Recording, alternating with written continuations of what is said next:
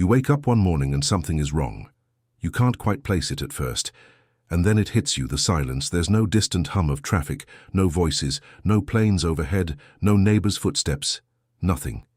You get up, you go outside, and you call out, and no one answers. You walk down the middle of your street and it's empty. You check the houses, empty. You turn on the radio, static. You try to call someone, anyone, nothing. And slowly, impossibly, the truth settles over you like a cold fog. You are the last person on Earth. Everyone else is gone. Now, what would actually happen next? Most people, when they imagine this, picture a kind of dark freedom. No rules, no bosses, no bills. Walk into any store and take anything you want. Drive any car. Live in any mansion. And at first, that's true. But what really unfolds after that is a story that moves through stages, each stranger than the last. And it ends in a place you would never expect. Because being the last person on Earth would teach you something profound about what it actually means to be human. So let's live it step by step. In the first few days, you'd probably feel a bizarre mix of terror and wonder. The whole planet is yours. Every locked door might as well be open. You could sleep in a palace, fill a shopping cart with anything and just walk out. Stand in the middle of a highway that used to roar with traffic and hear only the wind. For a little while, the world would feel like an enormous, abandoned playground, built just for you. But that illusion of abundance doesn't last, because civilization, the invisible machine that keeps everything running, is held together entirely by human hands, and with no hands left to run it, that machine begins to fail almost immediately. The first thing to go is the light. Our electricity is generated in power plants that need constant human attention. Fuel has to be fed in, systems have to be monitored and adjusted. And with no one there to do it, those plants start shutting down within hours. Some run a little longer on automatic systems, but not long. Within roughly 2 days, the power grid across the world would go dark. And so, on about the second night, you would witness something no human has ever truly seen. Total darkness. Every city on Earth black. No streetlights, no glowing windows, no distant orange haze on the horizon. For the first time in centuries, the night would be as dark as it was for our most ancient ancestors, lit only by the moon and a blaze of stars you never knew were there, beautiful and utterly alone. But as the lights go out, a hidden danger wakes up, because scattered across the planet are hundreds of nuclear power plants. And these do not simply switch off safely on their own forever. They need constant cooling, constant supervision. When the human operators vanish, backup systems kick in, running on emergency generators. But those generators run on fuel, and that fuel runs out in a matter of days. And once the cooling fails, those reactors begin to overheat.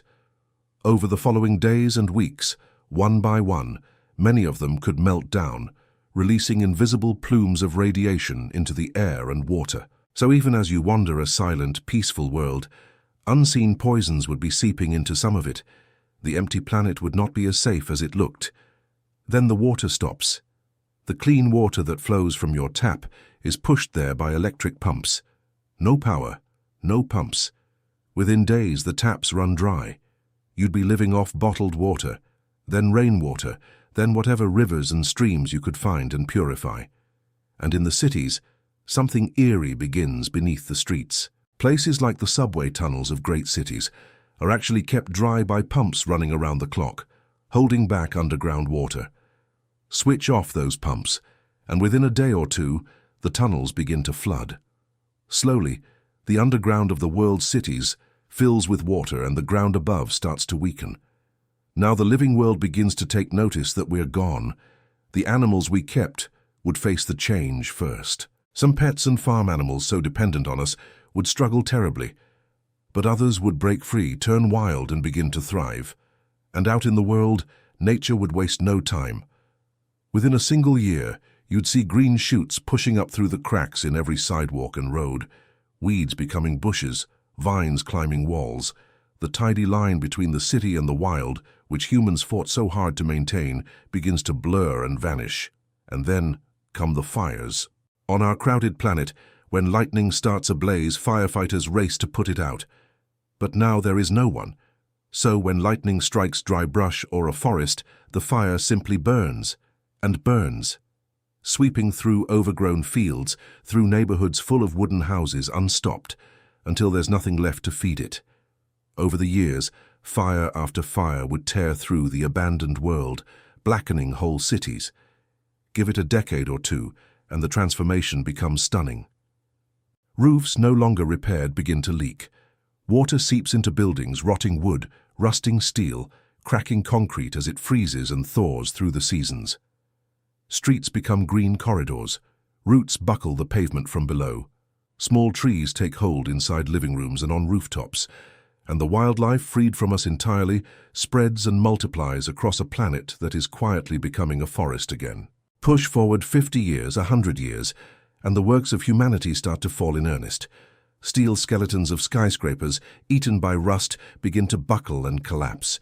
Bridges, their cables corroded, snap and fall into the rivers below. Concrete crumbles. Whole neighborhoods disappear beneath a rising tide of green.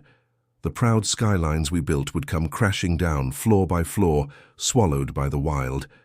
And after centuries, most of what we ever made would simply be gone. Our cities buried under forest, our roads invisible. If some visitor arrived thousands of years later, they might walk over the grave of a great metropolis and never know it was there. But not everything vanishes. A few of our creations would outlast almost everything. Great monuments carved from solid stone could endure for tens of thousands of years, eroding grain by grain. The plastics we made, which nature struggles to break down, would linger for an unimaginably long time in fragments across the land and sea. And strangest of all, the things we sent beyond the Earth. The footprints the astronauts left on the airless moon could remain perfectly preserved for millions of years. And our spacecraft, drifting out among the stars, might still be traveling long after every trace of us on Earth has crumbled to dust. Those might be our final monuments. Not on Earth at all, but scattered across the sky. And here is something humbling to sit with. Through all of this, the planet does not mourn. It does not grieve our absence. It heals. We already have a glimpse of this in the real world. In the zone around Chernobyl, abandoned by people after a nuclear disaster, wildlife has come surging back. Forests thicken. Wolves, deer, and rare animals roam freely through the empty towns. Where humans left, life bloomed. And that tells us a quiet, difficult truth. The Earth does not need us. Left alone, it would simply become wilder, greener, and more alive than it has been in thousands of years. But now we come to the part of this story that truly matters. Because so far we've talked about power grids and buildings and forests. We've talked about survival. And survival, honestly, is the easy part. You could find food, you could find water, you could find shelter. The real question, the one that would slowly rise up and overwhelm everything else, is this. Could you survive the solitude? Because human beings are not solitary creatures. We never were. For our entire existence, we have lived in groups, in families, in tribes, in communities. Our brains, our emotions, our very sense of who we are, all of it was built through connection with other people. And total isolation, complete and permanent, is one of the most devastating things a human mind can endure. At first, you might not notice it. You'd be busy, surviving, exploring. But the days would stretch into weeks, and the weeks into months. And slowly, the silence would start to press in. There would be no one to talk to, no one to touch, no one to laugh with, or argue with, or simply sit beside.